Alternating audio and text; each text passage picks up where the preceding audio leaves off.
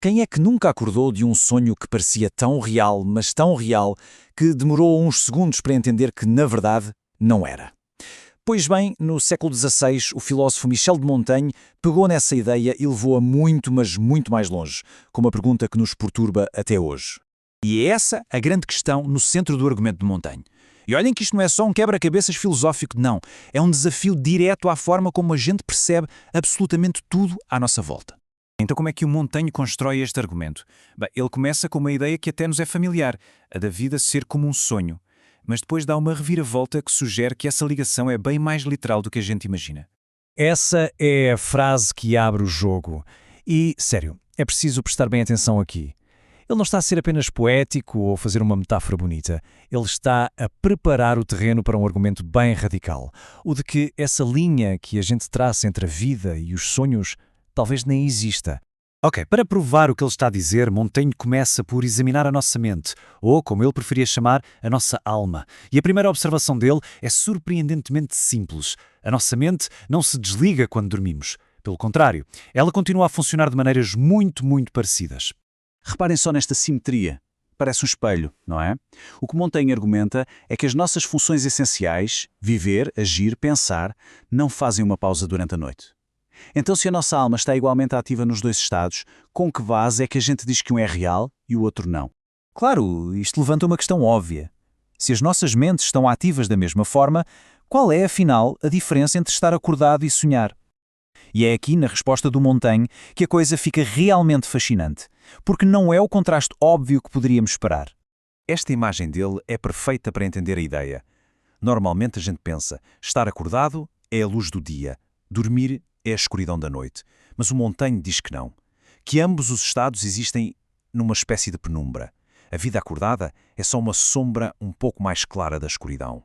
E esta frase, que é poética e um paradoxo ao mesmo tempo, resume tudo. A fronteira entre os dois mundos não é só meio turva, ela é porosa. Sugere que passamos os dias meio a dormir e as noites meio acordados. E para dar ainda mais força a isto, ele usa uma referência clássica, as trevas cimmerianas, que significam escuridão total, absoluta. É uma afirmação chocante, não é? Ele está a dizer que, mesmo quando nos sentimos mais despertos, mais lúcidos, ainda estamos a operar no escuro, nunca na luz plena. E se tudo isso já não fosse suficiente para abalar as nossas certezas, Montaigne ainda acrescenta mais uma camada de complexidade.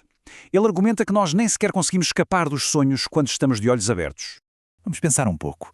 Quantas vezes por dia a nossa mente não vagueia? Quantas vezes uma pessoa não se perde num pensamento enquanto está a conduzir ou numa reunião? Para Montaigne, isto não são só distrações, são nuvens que provam que a nossa consciência nunca está perfeitamente clara. Ele chama a isto devaneios, basicamente sonhar acordado. E aqui vem a reviravolta. Ele acha que estes são piores que os nossos sonhos da noite. Porquê?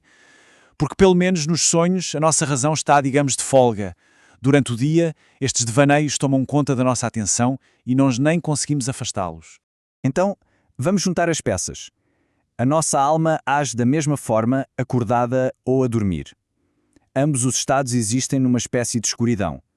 E os nossos dias estão cheios de sonhos acordados. Montaigne arrumou todas as peças no tabuleiro para nos levar a uma conclusão final e profundamente inquietante. E aqui está o passo final do raciocínio dele. Ele lembra-nos que, quando estamos a sonhar, a nossa mente aceita tudo como real. E quando estamos acordados, a nossa mente faz exatamente a mesma coisa. Para a nossa alma, a experiência parece igualmente real nos dois casos. Então, se é assim, chegamos à conclusão inevitável e demolidora dele. Por que é que damos privilégio a um estado em vez do outro? Se de dentro da nossa própria consciência não conseguimos ter a certeza da diferença, como podemos garantir que a nossa chamada vida real não é apenas um outro tipo de sonho, talvez um pouco mais longo, um pouco mais coerente, mas ainda assim um sonho? Montaigne, claro, não nos dá uma resposta de bandeja. Ele deixa-nos com a pergunta, a pairar no ar. É um desafio, um convite para olharmos para a nossa própria vida, para as nossas certezas, e perguntarmos qual é a base sólida em que elas realmente se apoiam. Porque talvez a fronteira entre o sonho e a realidade seja muito mais ténue do que a gente ousa admitir.